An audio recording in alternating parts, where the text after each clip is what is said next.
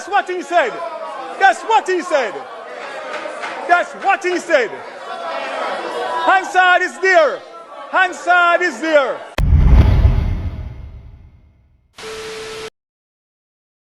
Blessed love everybody, welcome back to another episode of Free Speech People Talk. I am your host, Ija Murphy. Now today we will be getting into a clip which is a conversation between Mr. Mark Bolin and Mr. Daryl as it relates to the restoration process of electricity.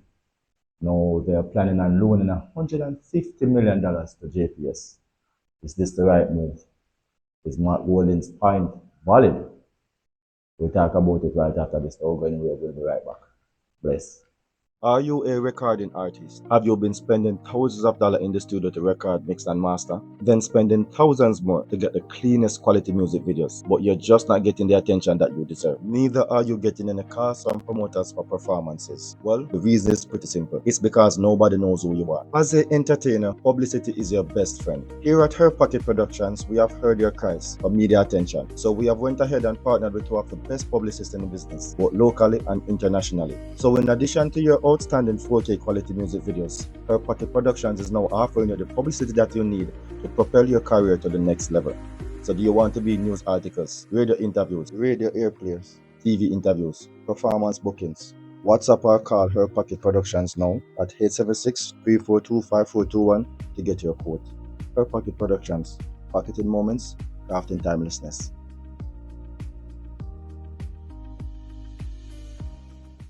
AI technology is a fast-rising phenomenon in the music industry and is a very recognized marketing tool to promote your music.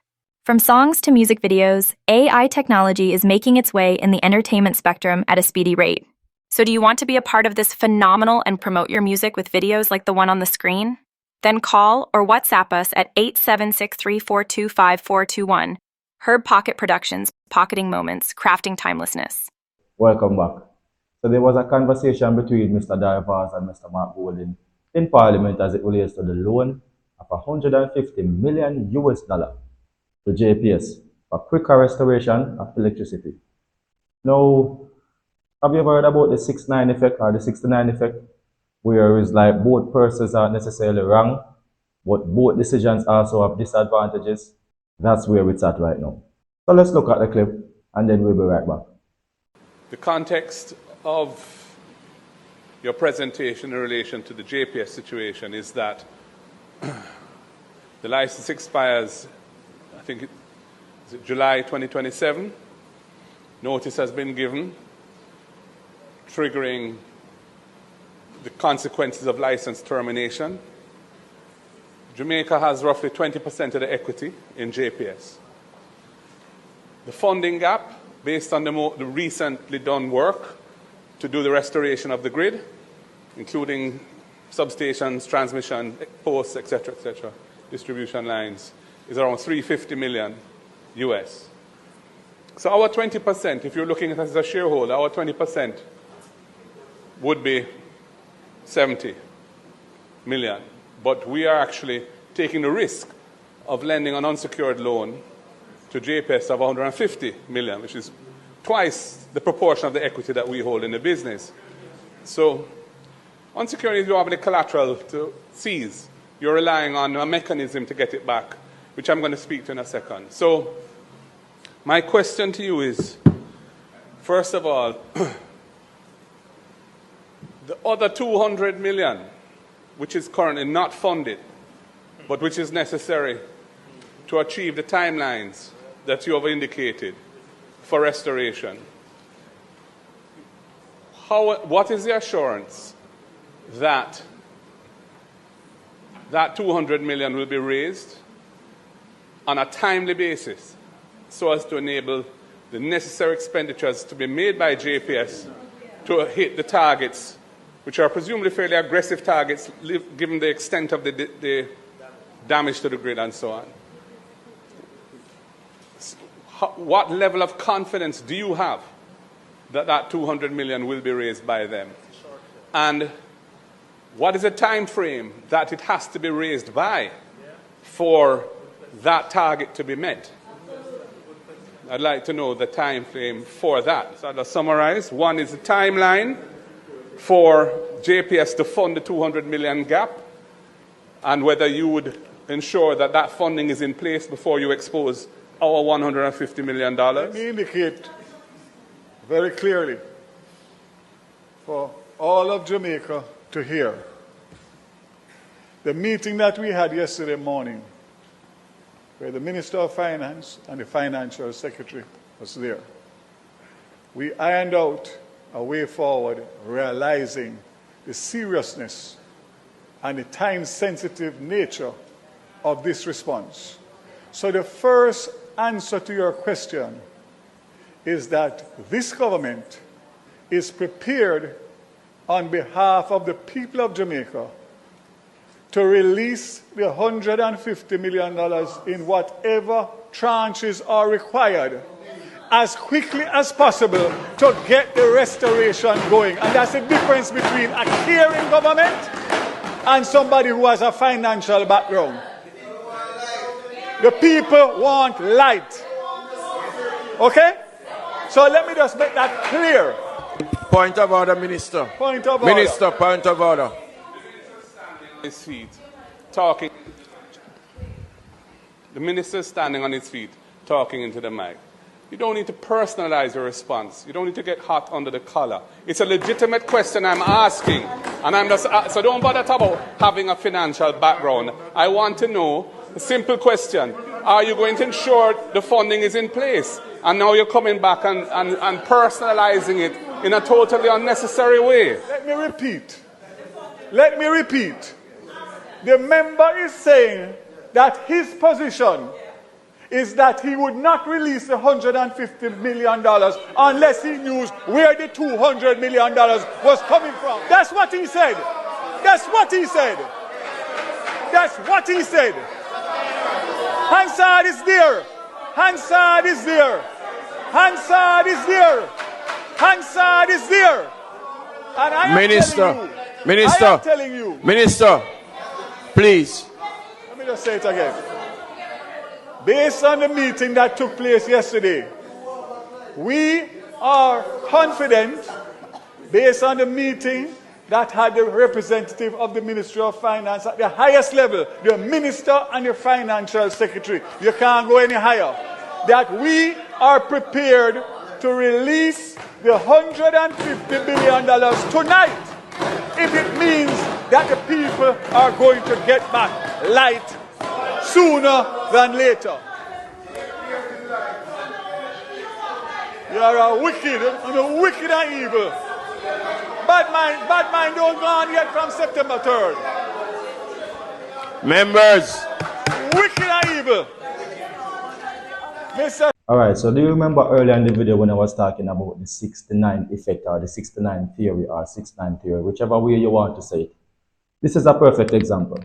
Now, Mark Golden is definitely not wrong by asking that question. It is a legitimate question. It is a legitimate concern. Whether or not it's been asked for the right purpose or to score political mileage, it's definitely a legitimate question. Now, on the other hand, what Mr. Daryl Vaz is saying is also legitimate. Says like a 6 is on the ground and they're standing on opposite sides of that 6. So one is seen a 9, one is seen a 6. It doesn't necessarily mean that any of them are wrong. Here's the issue that I have with this piece of clip that I just watched. Now, we're in the middle of a catastrophe. There are people suffering, there are people homeless, there are people who can't go on with their life and they're waiting patiently and eagerly to go on with their life. When we see our political representatives in the parliament behaving like this over something that could easily well be a very pragmatic discussion, how then can the Prime Minister come out and say he's concerned about the image of the country when these people aren't even setting an example themselves? They are not setting an example. To me, this just seems like a big brawl for each side to score political mileage. That's what it appears like to me. I'm being honest. And I know a lot of people will agree with that. Like, this is not the time for an argument. This is not the time for anybody to be cussing over everything. This is the time for Mr. Vaz and Mr. Golden and the JLP and the PNP to work together. If you have never been united any time at all throughout history as two political parties, now is the time. This is history that Jamaica has made with this hurricane, Category 5. We have never had that before. We have never had that before. Times are devastating. It's time for unity, and everyone in the government keeps on telling us it's time for us to unite. Unite and work together, and all of us must work together and come together. When you yourself are pulling apart, the whole ministry is pulling apart. JLP is tugging this way, PNP is tugging this way. How then can you be telling us to unite? If you're not setting an example for your people, what do you expect your people to do? Because you'll be even like that is furthering the division that we have out here right now, where nobody can say anything or talk about what the Prime Minister is doing without people think that they're supporting the other side, and vice versa. So everything that I see here just now, it seems like both sides are just trying to score political mileage. Now, let's get into what Mark Golan is saying. Mark Golan is saying, how can you be so sure that they're going to come up with the next $200 million? And that's legitimate. They said they need 350 mil. You're going to lend them 150 mil. So therefore, when they lend them, it's still going to be insufficient if they don't have the next $200 million. And how are you so sure that you're going to get it back because the contract is going to expire? Did JPS just outsmarted the Jamaica government by guaranteeing that their contract gets renewed? Did they just outsmart the Jamaica government? Or is the Jamaica government playing chess with JPS? Where maybe down the road they might become bankrupt, can't repay the loans, and then they say, okay, all right, just give us more shares in the company. And Jamaica has more shares in the company. Is that what you're doing? And if it is any case where the rumors of misappropriation of funds is true in the government, is this a scheme? Because this would be a perfect scheme. No Jamaican people is going to oppose to getting back electricity. So it would be a very neat way to just be in collusion, and I mean, that's how it's normally done. Here's the thing. We have to put politics aside, and I've been saying this so much times that it's becoming so redundant to me. We have to put politics aside. We have to put humanity at the forefront. It's not time for any political party to try to score political mileage in the face of this devastation, in the face of this catastrophe. I guarantee you right now, there is someone being food for mosquito right now because they don't have a home. There is somebody who is just a little bit away from a dead body that hasn't been discovered. We don't know. There's so many things to be done. The economy needs to rebuild. It's not the time to be arguing. It's time for argument. The Prime Minister coming out talking about, I'm not afraid of anybody. You're minoring in the major, sir. You're speaking everything about what people are saying about you. You cannot pay that any mind, man. It's not the time for you to pay smart things like this anymore. And why do you care about what these people are saying about you? Prove them wrong with your actions, sir, not your words. Words mean nothing. Words mean absolutely nothing. And one of the things that I recognize is this. Everybody's talking about misinformation. And then the Prime Minister went as far as to say that Jamaicans are talking about misappropriation of hurricane relief funds. And you're making it sound as if there has been no corruption in government. And you yourself contradicted yourself. You want me to show you how you contradicted yourself? You were saying in Parliament that it's so distasteful, basically, for people to be talking like this. And the world stage is watching. The entire world is watching. The entire world was not watching that conversation between Mr. Mark Golan and Daryl. They weren't watching that conversation and seeing two leaders behaving in that way over something that could be a simple conversation. You're trying to say that there is no corruption as it relates to political leaders being dishonest with hurricane relief fund. But you're saying it in a way to make it sound as if Jamaica doesn't have any corruption in politics. And that's one of the things I don't like. And you don't realize that you contradicted yourself. You contradicted yourself by saying this. Now, what some people would have done if they were the government is to just take it and give it to them friend and give it to them company, and nobody would benefit. The fact that you said that, it means that you are acknowledging that corruption exists.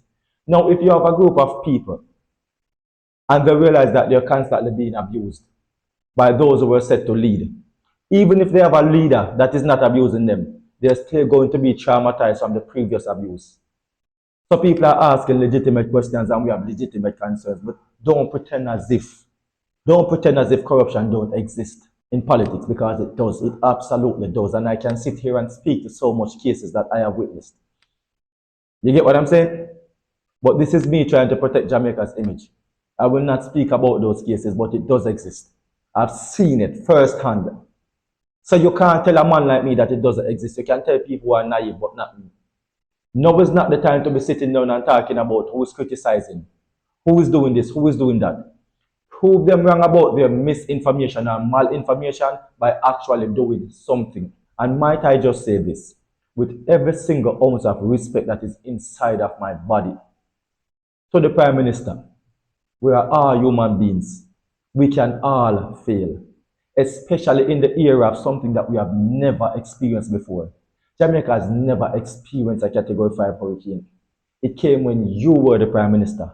It's okay to say that, yes, I was a bit tyrant with the repair process. It's okay to say that. And I promise you, Jamaican people would respect you more to just admit that, yes, at first, I did not know what direction to go, so I was just taking my time, processing everything, so that I can maneuver forward properly, rather than rush into a repair solution and making mistakes. It's okay to say that.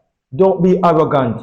Don't be coming out talking about, oh, we did this and did that. And you're reaching to the point of you sounding ridiculous. I'm being totally honest, and I mean absolutely no disrespect. When you're going to talk about you clear road and soldiers could do this and soldiers could do that, we don't see the soldier on election day. We see you. We see the members of parliament. We see those who want to be elected. We don't see police as soldier. Again, you're talking about the image of the country and misinformation. Have you seen the behavior of political parties when they're campaigning? When they're campaigning to get the people's vote? Have you ever seen their behavior? Have you seen the type of behavior that these people exhibit? Are you talking about the image of Jamaica because people are voicing their opinion? We do have a legitimate concern about misappropriation of relief funds. Yes, we do. We do. The only thing you need to do is prove us wrong by accountability and transparency, honesty. That's all you need to do. Even Mr. Vaz, with all that he's saying, there was no transparency for the Jamaican people, you know. We had a meeting and we are confident based on the meeting that we had. You have never once said what was discussed in the meeting. You have not answered Mark Golding's question up until now. Yes, I understand Jamaica do need back electricity, and we cannot go around that because we have to pick up the pieces and move on from Melissa. And electricity is very essential to us moving forward and getting out of the catastrophe that we are presently in. It's very, very important. But on the other hand, let me be very pellucid. We do need transparency and accountability, and we have to make the right moves going forward. So Mark Golding's question and concern is indeed legitimate. Have you ever heard about people doing the right things for the wrong reasons? Don't be like that.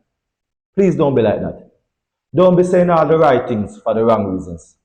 Don't be saying all the right things for political mileage. Please, say the right things, do the right things in the interest of the Jamaican people. That's what you are there for. It's not in the interest of your party. Another thing that I heard the PM talking about is favoritism. He said that he got calls from JLP personnel who are telling him that PNP came with care package and they didn't get any. And he personally told them that it's not any time for political division. He said that. Now, let me just say this. It's happening on both sides. You're talking about PNP. It's happening on JLP side as well. It is happening on the side of JP. Both parties are doing the same thing. Don't acknowledge one side and don't acknowledge the other. This is why people will continue to think that everything that you people are saying, you are seeking political mileage. Jamaica is between a rock and a hard place right now. Our options are very unfair to the decisions that we have. Any decision that we make going forward is going to be some price to pay. So either it's going to be 150 million or people are going to stay without electricity for a bit longer. And to the Prime Minister once more, again, sir, you are a human being. And it's okay to say that, yes, I was a bit tyrant at first because I did not want to make the wrong moves. However, I have met with the relevant persons. We have had discussion. And this is the plan going forward. Not to be standing on podiums talking about me not afraid of nobody. Nobody's afraid of you either. You understand? So with all due respect once more, sir, this is not the time for arrogance. This is a time to be a humble man and come forward to the people of Jamaica, because we all see that there has been a massive delay. You can tell the people of Jamaica that you're measuring twice and cutting once, so you don't make any mistake. You don't want to rush in any repair process and then you make mistakes. You want to take the time out and plan properly. That should have been your response. Not coming on podiums talking about you're not afraid of nobody. Not coming out talking about misinformation, malinformation being spread. You know that a lot of these information are not malinformation. And you're defending malinformation more than how you're talking about the rebuilding process. We have heard so much about this is malinformation, this is misinformation, this is not true, this is false. We have not been hearing much about you talking about what's going to be done next. That's what we want to hear, sir. And with all due respect, Mr. Prime Minister, as a well-thinking person of Jamaica, there is something else that you said that did not sit with me right, any at all. You're saying people want you to walk and give out a bag of flour and a bag of rice here and there. I don't think any well-thinking, intelligent person in Jamaica is saying that.